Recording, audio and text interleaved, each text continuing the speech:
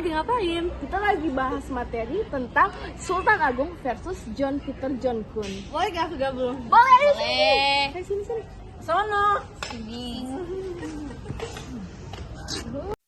Sultan Agung versus John Peter John Kun. Sultan Agung adalah raja yang paling terkenal dari kerajaan Mataram.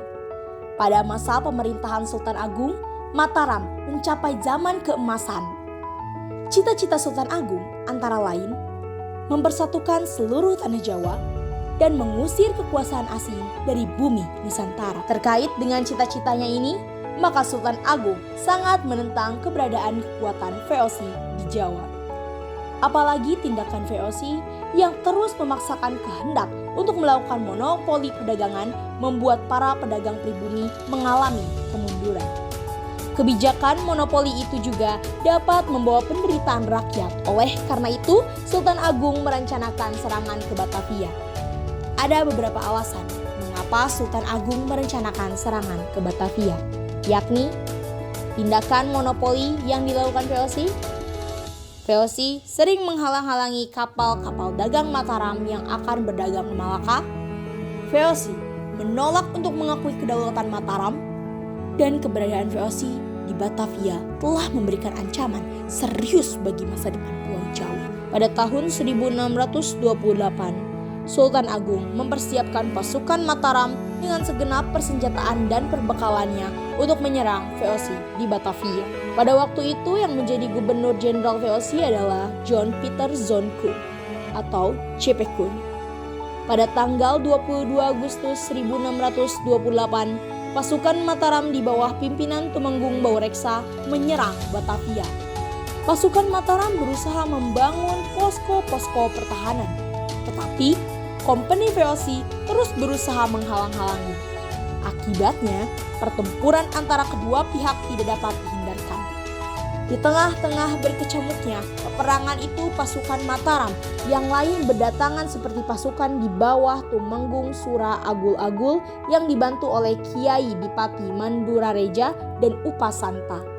Datang pula laskar orang-orang Sunda di bawah pimpinan Dipati Ukur. Pasukan Mataram berusaha mengepung Batavia dari berbagai tempat. Terjadilah pertempuran sengit antara pasukan Mataram melawan tentara VOC di berbagai tempat. Tetapi kekuatan tentara VOC dengan senjatanya jauh lebih unggul, sehingga dapat memukul mundur semua lini kekuatan pasukan Mataram. Tumenggung Baureksa gugur dalam pertempuran itu. Dengan demikian, serangan tentara Sultan Agung pada tahun 1628 itu belum berhasil. Sultan Agung tidak lantas berhenti dengan kekalahan yang baru saja dialami pasukannya. Ia segera mempersiapkan serangan yang kedua. Belajar dari kekalahan terdahulu, Sultan Agung meningkatkan jumlah kapal dan senjata.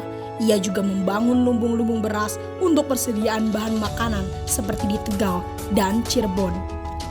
Tahun 1629, pasukan Mataram diberangkatkan menuju Batavia. Mendengar rencana-rencana yang sudah dipersiapkan oleh Sultan Agung, VOC dengan segera mengirim kapal-kapal perang untuk menghancurkan lumbung-lumbung yang dipersiapkan pasukan Mataram. Meski begitu, pasukan Mataram pantang mundur. Dengan kekuatan pasukan yang ada terus berusaha mengepung Batavia, sampai pasukan Mataram berhasil mengepung dan menghancurkan benteng Hollandia. Berikutnya, pasukan Mataram mengepung benteng Bomel, tetapi gagal menghancurkan benteng tersebut.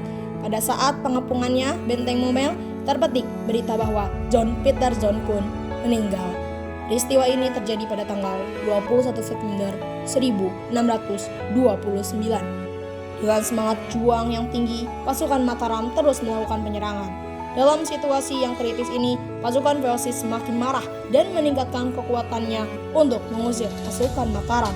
Dengan mengandalkan persenjataan yang lebih baik dan lengkap, akhirnya dapat menghentikan serangan-serangan pasukan Mataram.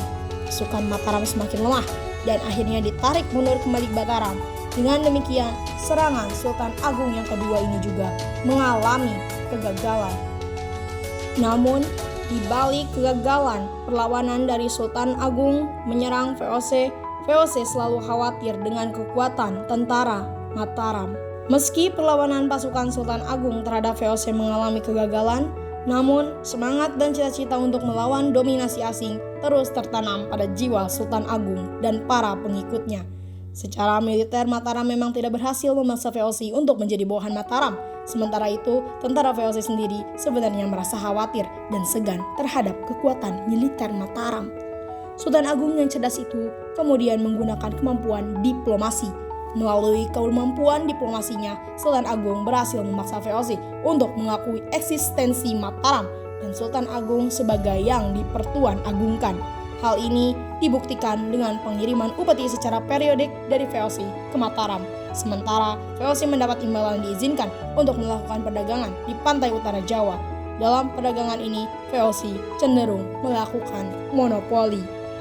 Sayangnya, semangat dan kebesaran Sultan Agung itu tidak diwarisi oleh raja-raja pengganti Sultan Agung. Setelah Sultan Agung meninggal tahun 1645, Mataram menjadi semakin lemah hingga akhirnya berhasil dikendalikan oleh VOC. Sebagai pengganti Sultan Agung adalah Sunan Amangkurat I. Ia memerintah pada tahun 1646 sampai 1677. Ternyata Raja Amangkurat I merupakan raja yang lemah dan bahkan bersahabat dengan VOC. Raja ini sungguh bersifat reaksioner dengan bersikap sewenang-wenang kepada rakyat dan kejam terhadap para ulama. Oleh karena itu, pada masa pemerintahan Amangkurat I timbul berbagai perlawanan rakyat. Salah satu perlawanan itu dipimpin oleh Trunajaya. Semangat Sultan Agung dapat kita terapkan dalam jati diri kita untuk menumbuhkan rasa nasionalisme dan cinta tanah air.